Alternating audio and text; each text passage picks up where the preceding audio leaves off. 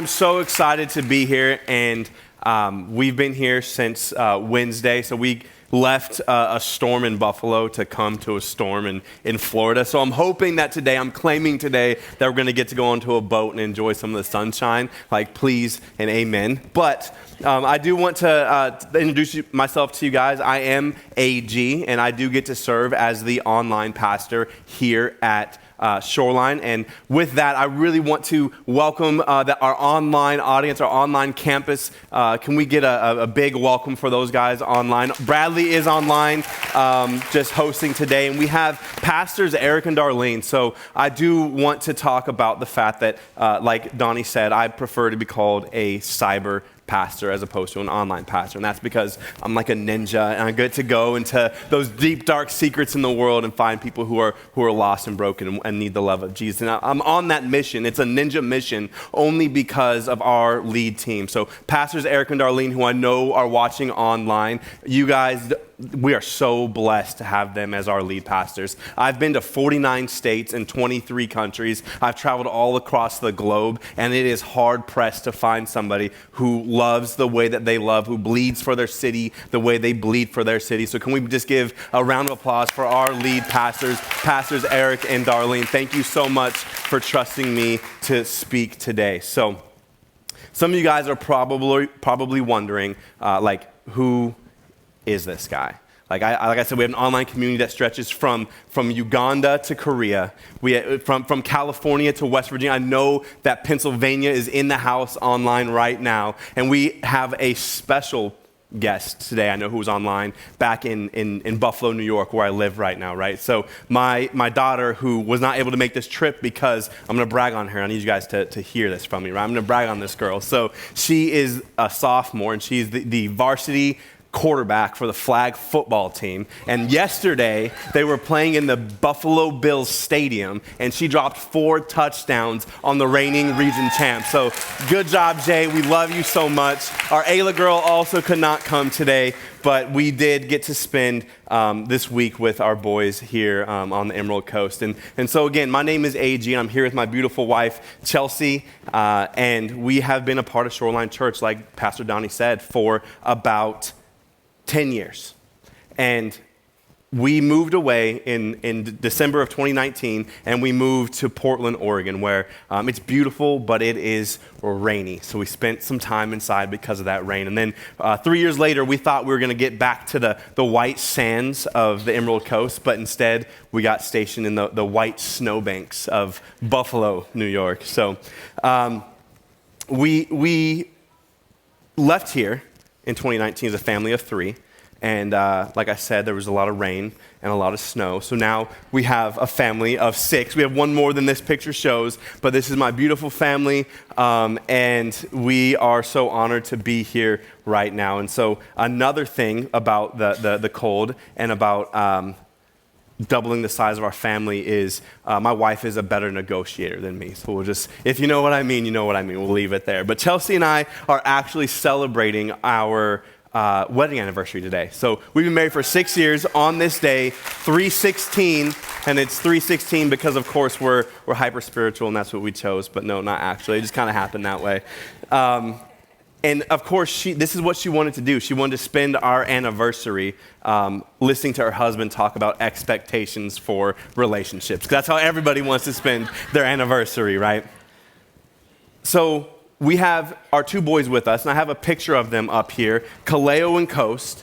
And this is funny story about their namesake, is the ties that we have to this region just run so deep in our family. So Kaleo, right? So about 10 years ago, we were sitting over in this section right here, and we came to Shoreline Church together for the first time, and we were friends at the time, mind you. We're just hanging out, going to church together, and it was in the middle of a series that was titled Kaleo, which simply means called by God.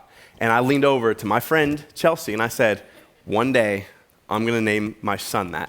And she laughed and said, I feel bad for your future wife. So I said, joke's on you, baby. And we got our firstborn son named Kaleo. And then Coast is our 7.5-month-old bundle of joy. He's the happiest baby that you've ever seen in your life. And his name is obviously Coast because we met here on the Emerald Coast. And I'm going to get into how we met a little bit later on in this story. So we've all been walking through the past few weeks of this conversation about hopes, dreams, and desires, and how they can sometimes feel like expectations. And I've got a picture of the day that Chelsea and I got engaged. So the day that Chelsea and I got engaged right here on the stage at Shoreline Church. And I had these hopes, dreams, and expectations of what that would look like, of me just getting down and flawlessly executing this perfect proposal on one knee and being able to open the box. If you were here, you know why that's funny. So I had the box in my front pocket initially, and my wife was sitting there, or my fiance, or my girlfriend at the time, not a fiance yet, was sitting next to me, and I was like, you know what, I gotta move this box, because she's gonna see there's something in my pocket. I'm gonna move it to my back pocket, right? So I moved my back pocket, and I'm sitting down on this chair, and I get up here to do the MC spot, do announcements. I'm like, all right, here it comes. I'm gonna drop to one knee, I'm gonna ask this woman to marry me and spend the rest of her life with me, and I pull out this box, and I sat on it, so the hinges were not straight anymore. So the reason that Jessica Holzapfel is holding that mic is because what was supposed to be this smooth, seamless proposal ended up being this 30-second moment of embarrassment where it did not go any way that I thought that it was going to. All my expectations were just tarnished at that point. But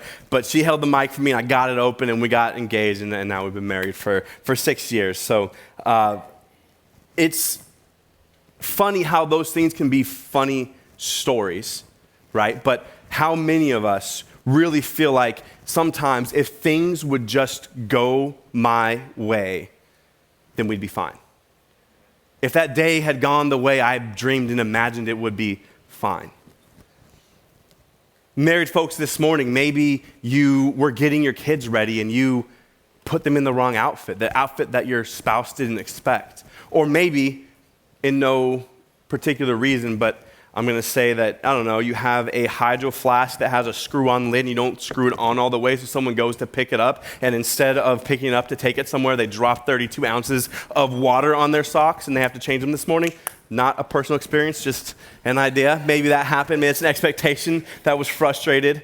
Dating people, maybe you think it's cute, and like Donnie said, I love to golf, so maybe I get to golf every single Saturday at 7 o'clock and continue to do that all the way through my marriage. Maybe not. Maybe we get to go to brunch every Saturday, that we've been going through our entire life doing that, and we get married, and maybe that's not how it continues to happen. And single folks in here, you guys might have this checklist of this perfect person that they're going to check all of these boxes, right? They're going to be this notebook lover, or this prince that's going to come and rescue you, or this princess who's just been waiting for you to come and rescue her. Y'all know what I mean, right? So like one of my favorite rom-coms, yes, I do like rom-coms, do not judge me, but it's The Vow, right? And it's got Channing Tatum and Rachel McAdams, so it's for everybody.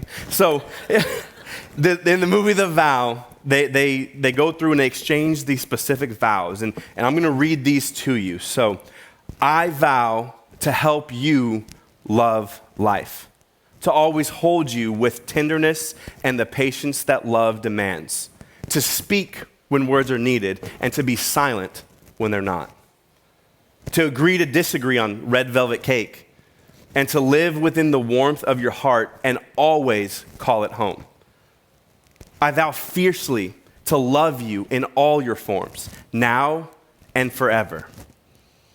I promise to never forget that this is a once-in-a-lifetime love, and to always know the deepest part of my soul that no matter what challenges might carry us apart, we will always find our way back to each other.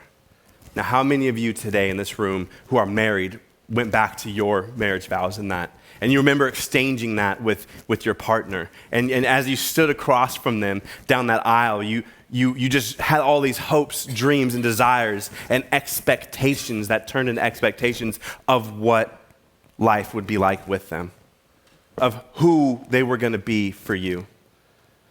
And maybe you're not married. Maybe you're dating or engaged, or you have somebody who you might just have your eye on, right? And you have this idea of when they say husband or say wife, and you just hear that as honey coming off of their lips, and you get so excited to think about those days. Or maybe you're just in here single and just hanging around, and you have other relationships that you're excited about. Maybe your friendships, maybe your mentorships, maybe somebody who's at work, maybe your boss or you're an employee. Whatever they are, we all have these hopes, dreams, and desires for our relationships. Last week, Pastor Eric talked about the tug of war between the hopes, dreams, and desires and the expectations. We talked about the gap between the expectations and our reality and what that really looks like, how it's a tug of war sometimes, and we have to figure out what gets filled into that gap. The frustration continues to build, and the big question here is, what if it's not about the key to a thriving relationship is not about holding on tighter, but throwing something? Now, don't hear what I'm not saying.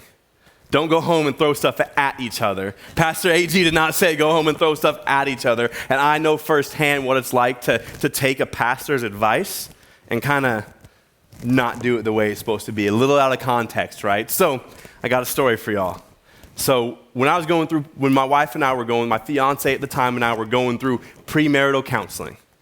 When we were going through premarital counseling, she happened to miss a week, but I still went. And our counselors had been married for about 30 years at the time. And they said, when you're in a disagreement, again, I'm by myself, she's not here, she doesn't know this. When you're in a disagreement, you can sometimes try and lighten the mood a little bit by saying some things, by saying something. You may have heard the story before from a different perspective, but this is my perspective. So you can say something to maybe lighten the mood. And they said, what we like to do sometimes is tell each other, hey, I'm sorry you're such a drama queen. And I'm sorry, the response is a laughter, and I'm sorry you're such an idiot. So to set the scene, I'm going out, it's my birthday, and I'm with my fiance about a month before we're married. I'm with my fiance and some of her friends and some of my friends. We're just hanging out, and we get into a little disagreement. And so I look at her dead in the corridor of her soul, and I say, I'm sorry, you're such a drama queen. So I expected laughter, and that is absolutely not what I got. As a matter of fact, to this day, one of her friends still checks up on her and says, hey, blink twice if you're in trouble. I really do remember early on in my marriage and in different relationships where I had these unspoken lists of how things were supposed to go, how I thought things should be. Maybe you have an unspoken list or a checklist of this is what I expect things to be like. This is how I expect these things to go. I assume that my wife would know what I'm thinking. I would assume that they knew how to love me. I would assume that they could read my mind. So one thing that I do when I come home, I do this often, I come home and again, you saw the picture, we have 2 under 3-year-olds, right? So I come home and I'm like, hey baby, is there anything I can do for you? And she's like, look around, there's so many things that can be done, right? We got babies and kids running around. We got dogs everywhere. The pets' heads are falling off. Everything is happening. Just pick your poison and help me out. That's what she thinks. She thinks I can read her mind in those situations. But I'm asking, hey, how can I serve you? How can I help you? We know how they should love us, right? We've all, at this point, every one of us, even you online, we've taken the 5 love languages at this point, right? We know what the love languages are. We know that we can love someone the way that they receive love, and you can give some love in the way that that person receives it better. So they should know exactly what we need, right? At every moment of the day. We know how they should apologize first, right? They should apologize because I'm right anyway. You owe me the apology. I don't owe you the apology. The problem is what feels like dreams to us can feel like pressure to them. You want quality time. That's your expectation. The reality is they just need some space. You want deep conversations. They love the silence. You thought they'd be more romantic. They thought that you'd laugh more at their jokes. We start thinking in this way that's like, if they loved me, they would do this. If they loved me, they would do this. The problem with that is, are we really loving them, or are we loving what they can do for us?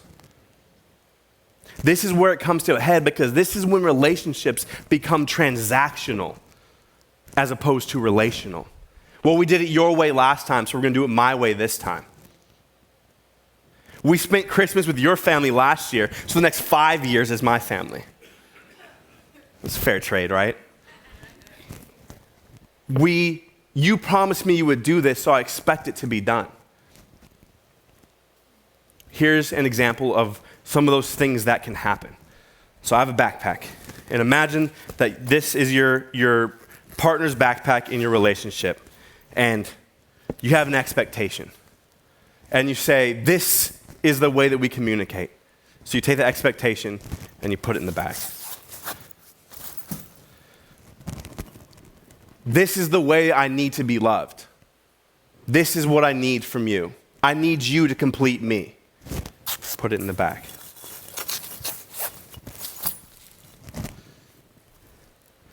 This is what we did last time, so this time we're doing it my way. I need you to know how to love me better. And we zip that backpack up, and we give it to that person to wear. I'm really hoping this bag does not break. We'll see. So I'm wearing this backpack now. I'm carrying this weight of these expectations. What if the best thing we can do for relationships is not to carry this weight, but to throw this weight off? In Ephesians, Paul is writing to the church at Ephesus, and he's talking about the example of Jesus. He's talking about what Jesus did, so how we can imitate him. In Ephesians 5, verse 1, it says, imitate God, therefore, in everything you do, because you are his dear children. Live a life filled with love, following the example of Christ. He loved us and gave himself up for us. What Paul is not saying here, what Paul does not say is walk in the way of love by making sure that your spouse meets your needs. What he's not saying here is walk in the way of love by expecting people to read your mind. Also, what he's not saying here is walk in the way of love when you feel like they are walking in the way of love.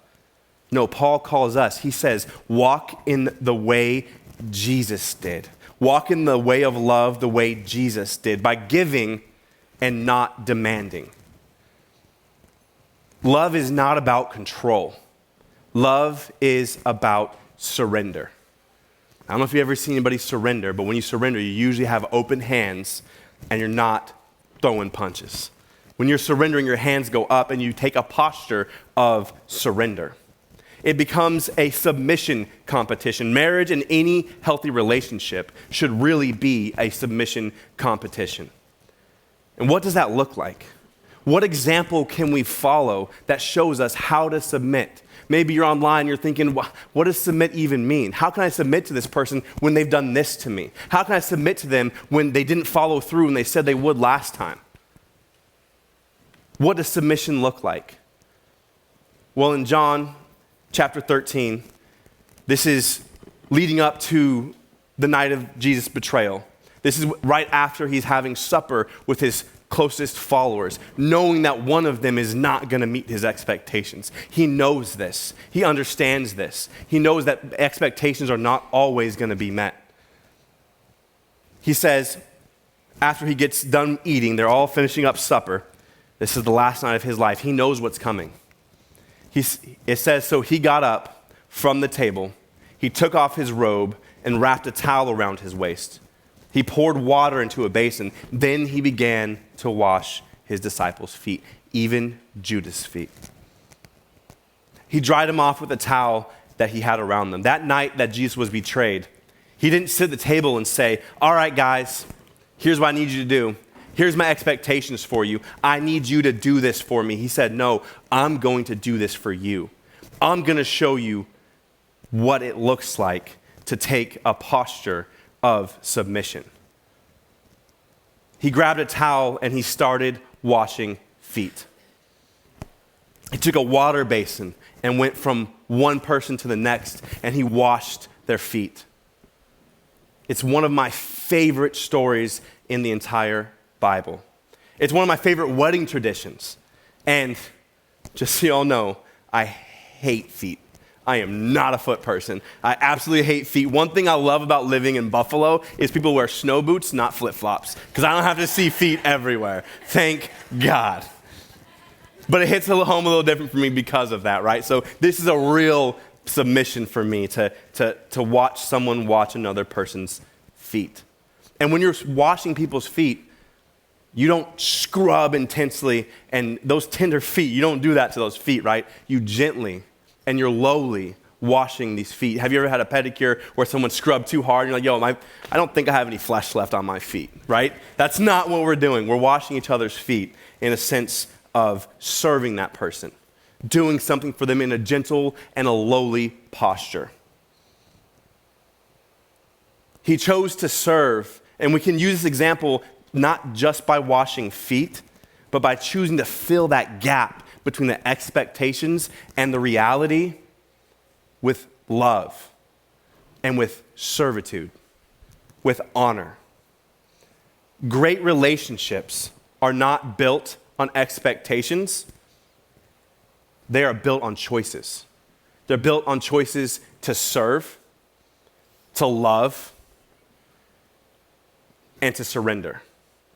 My dad, Carl Greenhill, my hero, he told me the day I was driving to get married, he said, in your relationships, not just marriage, but all your relationships, your goal should be to be number 2. If we build healthy relationships, they are from a selfless standpoint and not a selfish standpoint. So maybe it's time to throw some of those selfish expectations away.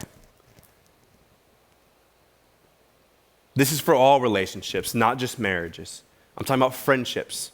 I'm talking about work relationships. I'm talking about mentorship. I'm talking about parents and children. Maybe you have an expectation of your child that is absolutely unfair. Maybe you're watching online and you have an expectation for your parents that is absolutely unfair to them.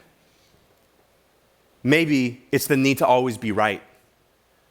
Or maybe it's the expectation that this person will never fail you. We all fail each other. Maybe it's the weight. This backpack's getting heavy, y'all. Maybe it's the weight of trying to change someone else. So what are the 3 practical steps to unrealistic expectations? The first is to trade your demands for gratitude. You take your demands, like I said, when you're surrendering, you surrender your demands in exchange for gratitude, in exchange for something. As simple as saying, instead of why don't you ever, you say thank you for. Pray before you expect. Before you place those expectations on somebody, place them before God. Choose to love first. Instead of waiting for them to change, what if you are the change? And something amazing happens when you start trying to pray for change in someone else. A lot of times, the transformation that God does is not in you. What if it isn't about fixing them, but instead it's about God transforming us? We see the transformation he does in us first because God will always, no matter where you're at today, no matter where you're watching from online, God will always do the work in you before he does the work through you. So, I promised y'all I would talk about how Chelsea and I met. right? So, what if I told you that we met right over there in this building? Not when it was a lobby. It was not a lobby at the time. It looked a lot more like this. We met right over here in a bar, in the most iconic bar on the Emerald Coast, on a night that we don't really remember too well. But we got engaged in this building 4 years later on a morning that we'll never forget. The transformation power, look at what that lobby looks like now. The transformation power of Jesus Christ is for you, is for me, is for everybody. And he is the same Savior who wants to forgive you right now. He's inviting you to do that if you would just let him in. I promise he wants to do a transformation work in you. The very first verse I ever shared from this stage, the very first verse I ever shared from this stage was Philippians 1:6. It says, "And I am certain that God, who began the good work within you, will continue his work until it is finally finished on the day when Christ Jesus returns." He is the God of transformation. He is here to transform your relationships. He is here to transform those expectations, those hopes, dreams, and desires into what he has for you, for your relationships, for yourself, for those around you. He's in the business of transforming lives. Now we're going to revisit that night. We're going to revisit that night of the Last Supper when Jesus was washing feet. And as he's going around and he's washing his disciples' feet one by one, he gets to this one guy who says, "No, Lord, don't wash my feet. I should be washing your feet." And Jesus says, "No, I'm going to wash your feet, dog. Like, it's going to happen." And Peter says, "Then don't just wash my feet, wash all of me. Transform me into who you would have me be." And this guy, this is Peter. This is the same Peter who later on in the night before the rooster crows, he denies Jesus 3 times.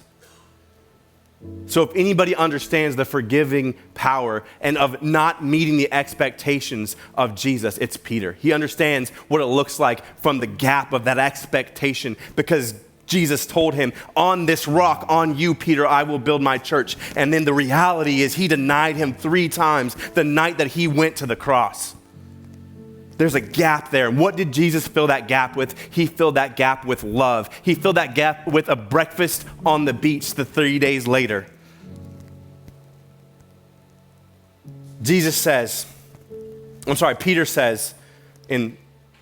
5:7, "Give all your worries and cares to God, for he cares about you." In the Amplified, I love this version, the Amplified right here. In the Amplified, it says, "Casting all your cares, all your anxieties, all your worries, and all your concerns once and for all." That's your expectations. That's your broken promises. That's the things that somebody's not meeting for you. Throw those all on him because he cares about you with the deepest affection and watches over you very carefully. The word here for cast is the Greek word epirapto. Epirapto. And what it really means is to forcefully throw, to cast it onto somebody, to get it off of you and onto somewhere else. And here comes the throwing part I've told you guys about in the beginning. And I'm not talking about throwing hairbrushes or phones or insults at each other after this. Please don't do that. Don't take my advice and do what I do with Pastor Eric's advice. It was Pastor Eric. So, what needs to be thrown away for you?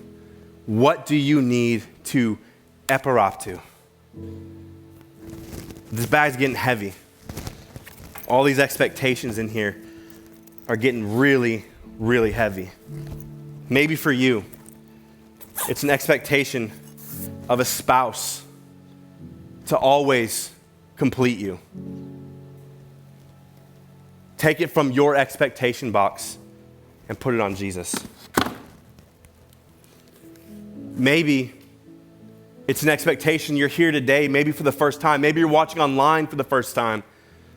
And you're here and you have an expectation on God. You have an expectation of, hey, I'm trying this whole thing out. I'm trying to follow Jesus. I'm trying to do this thing and my life is just getting worse. It's not getting better. I'm hitting rock bottom. Take that expectation of who you think Jesus should be and he'll show you who he is, and take it, throw it on him. Maybe it's an expectation for yourself. Maybe you're here today and you feel like, I'm not good enough. How could this God, this Father, run after me? How is this reckless love for me? Take that expectation for yourself, because he wants you. He's chasing after you. Maybe you're online, he's chasing after you. You've tuned in today and he is chasing after you. He would do it for every single person in this room. He did it for me. He did it for those lost kids who met at Nighttown and transformed them into who we are today. Never in a million years would I imagine I'd be standing on a stage of a church speaking about Jesus in the building that was once the most iconic nightclub in Florida. The expectation you have on yourself, give it to Jesus. Give it to Jesus. Maybe it's an unhealthy pattern for you. Maybe it's the weight that you believe somebody owes you something. Give it to Jesus. What we're going to do today, here in a few minutes, the band's going to come back up and we're going to play another song. And we have expectation boxes all around the room. We have one by the prayer corner, one by the groups corner. We have one in the bar upstairs in the balcony. And maybe you're online. There's white pieces of paper on all of the seats here today. I want you guys to take a pen and write down the expectations that you have, whether it's for you, whether it's for somebody else. No matter who it is, if you're online, find a piece of paper, write it down, and write down the expectation you have for somebody and throw it away. Throw it at the feet of Jesus. Because when we throw our expectations, we have the chance for reckless love to grow.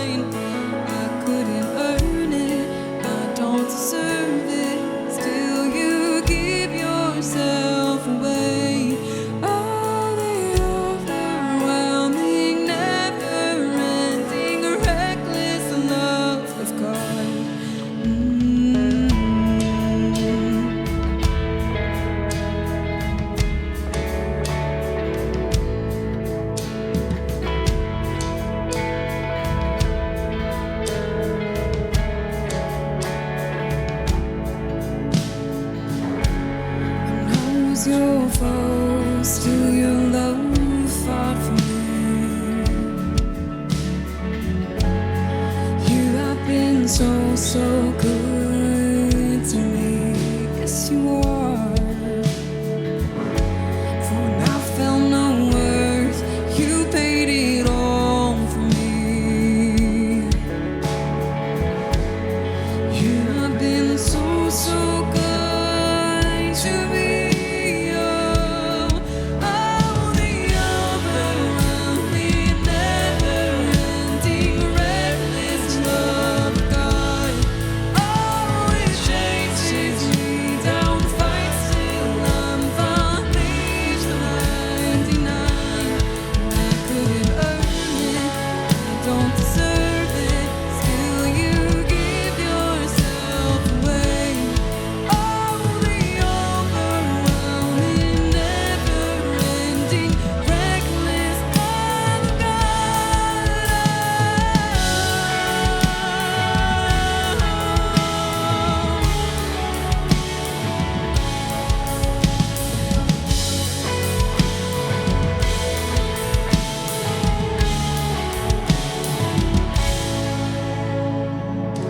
There's no shadow you won't light up, mountain you won't climb up, coming after me. There's no wall you won't kick down, lie you won't tear down, coming after me. There's no shadow you won't light up, mountain you won't climb up, coming after me. There's no wall you won't kick down, lie you won't tear